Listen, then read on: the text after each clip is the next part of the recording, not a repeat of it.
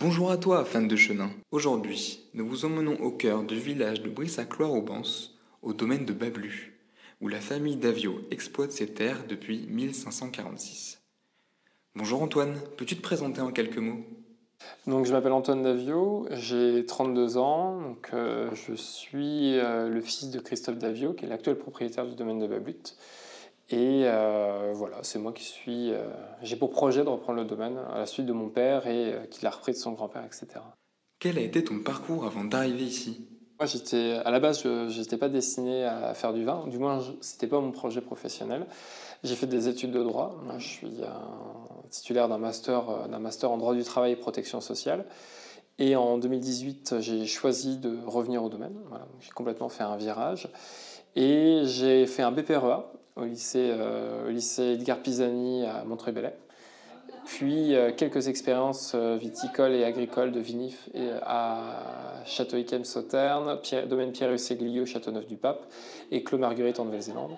Et j'ai aussi eu la chance de faire le DUAD, diplôme universitaire d'aptitude à la dégustation, l'année dernière, à Bordeaux, à l'ISVV de Bordeaux. Quel déclic t'a fait revenir au domaine familial? Alors, ça peut paraître un peu naïf, mais je pense que j'étais un peu en quête de sens. J'aimais beaucoup mes études juridiques et mon travail, j'étais juriste. Néanmoins, j'avais envie d'imprimer ma marque, d'appliquer ma manière de voir les choses, ma manière de concevoir le travail en équipe, de concevoir un projet professionnel.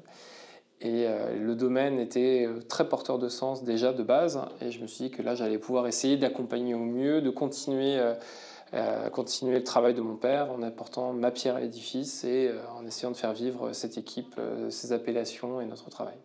Et pour finir, peux-tu nous dire pourquoi es-tu fan de chenin? Alors, je suis fan de chenin déjà parce que je trouve que c'est un cépage qui permet énormément de choses.